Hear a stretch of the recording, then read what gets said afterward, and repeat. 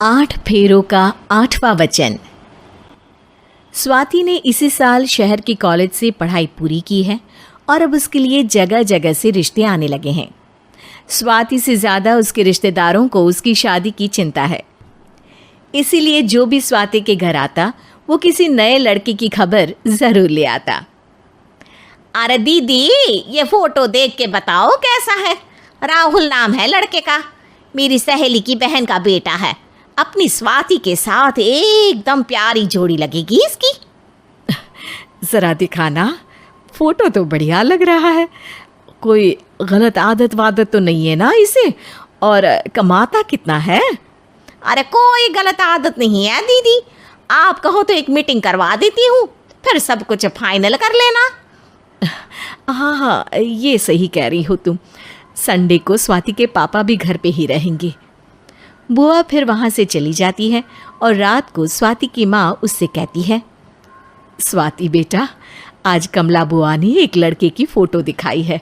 Sunday को वो लोग मिलने आ रहे हैं, तैयार हो ना तुम बेटा? अरे मम्मी, आप कहाँ कमला बुआ के चक्कर में आ जाती हो? अभी इतनी जल्दी कोई शादी वादी नहीं करनी है मुझे। अरे बेटा, अच्छा लड़का है, बुआ जानती है उसे अच्छे से। हाँ स्वाति बेटा, एक बार मिल तो लो, बाद में देखेंगे आगे क्या करना है। वैसे तो कमला रिश्ता लाई है तो मना करने का तो कोई सवाल ही नहीं उठता। संडे की सुबह होती है और कमला बुआ राहुल और उसके मम्मी पापा को लेकर स्वाति के घर आती है। अरे आइए आइए भाभी, इसे अपना ही घर समझिए। इनसे मिलिए, ये मेरे भैया और ये मेरी भाभी हैं। नमस्ते भाभी जी, ये है हमारा लड़का राहुल, सरकारी नौकरी की तैयारी कर रहा है ये। वैसे आपकी बेटी कहाँ है? अरे स्वाति बेटा, बाहर आ जाओ। वैसे कितनी पढ़ाई की है स्वाति ने? जी, पोस्ट ग्रेजुएट है हमारी बेटी साइंस में। ये सब तो ठीक है, पर घर संभालना जानती है या नहीं? हमें कौन सी इससे नौकरी करवानी है, नौकरी तो मेरा बेटा करेगा ही। पर मैंने इतनी पढ़ाई की है और आप चाहती हैं कि मैं घर पर ही बैठी रहूं?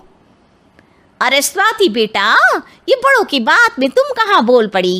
हम सब देख लेंगे क्या करना है क्या नहीं। हम तो इसी बात पर विश्वास करते हैं कि घर के लड़कियां घर में ही रहे तो ज़्यादा अच्छा रहता है। वरना भाई साहब, आप तो आजकल के हाल जानते ही हैं, कितनी घटनाएं होने लगी हैं औरतों के खिलाफ। स्वाति बेटा, रसोई का काम तो पूरा जानती हो ना? शादी के बाद तुम्हें ही संभालना है वो सब। अरे बहुत अच्छा खाना बनाती है ये, आप सब लोग इसकी तारीफ करते नहीं थकेंगे। लो भाई, हो गई मीटिंग, अब शादी की तारीख फाइनल कर लेते हैं, क्यों भैया? भाई, हम तो पंडित जी से चर्चा करने के बाद ही तारीख फाइनल करेंगे। सालों से हम उनकी बातें मानते हुए आ रहे हैं।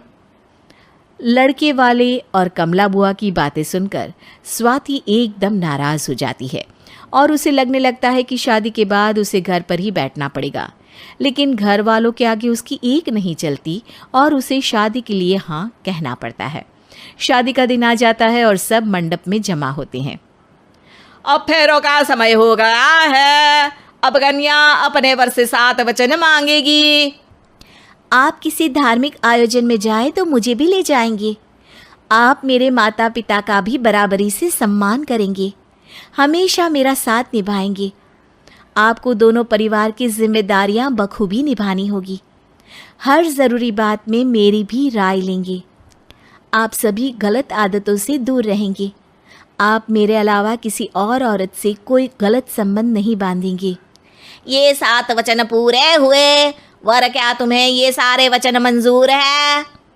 जी हाँ पंडित जी, मैं सारे वचन अच्छी तरीके से निभाऊंगा।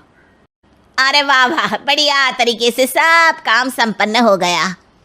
तो इसी के साथ विवाह संपन्न हुआ और आज से ये दोनों पति पत्नी हुए। 1 मिनट पंडित जी, अभी एक वचन लेना बाकी है। अब कौन सा वचन है बेटा? मैं अब हमेशा के लिए किसी दूसरे घर में जाने वाली हूँ, तो पति के अलावा मैं अपने सास ससुर से भी एक वचन लेना चाहूँगी। अब कहो बेटी। मैं ये चाहती हूँ कि मुझ पर किसी बात की कोई पाबंदी नहीं लगाई जाएगी। मुझे सब कुछ करने की आज़ादी होगी और मैं भी विश्वास दिलाती हूँ कि मैं एक अच्छी बहू बन के दिखाऊंगी। स्वाति की बात सुनकर उसके सास ससुर एकदम चौंक जाते हैं और कुछ बोल नहीं पाते कि उतने में कमला बुआ बोल पड़ती है। अरे बेटा, ये भी कोई कहने की बात है? रानी बन के रहोगी तुम तो।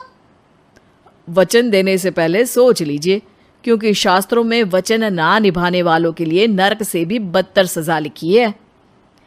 स्वाति की चालाकी से वहाँ मौजूद सब लोग प्रभावित हो जाते हैं और लोगों में बदनामी ना हो जाए, इस कारण स्वाति के सास ससुर को उसे वचन देना पड़ता है। और कैसी अपशकुन वाली बातें कर रहे हैं आप पंडित जी? हमें मंजूर है बेटा तुम्हारी शर्त। स्वाति अपनी समझदारी से अपनी बात अपने ससुराल वालों से मनवा लेती है और खुशी खुशी राहुल से शादी कर लेती है। अब से हर शादी में मैं खुद 8 वचन दिलवाऊंगा। ओम मंगलम मंगलम मंगलम।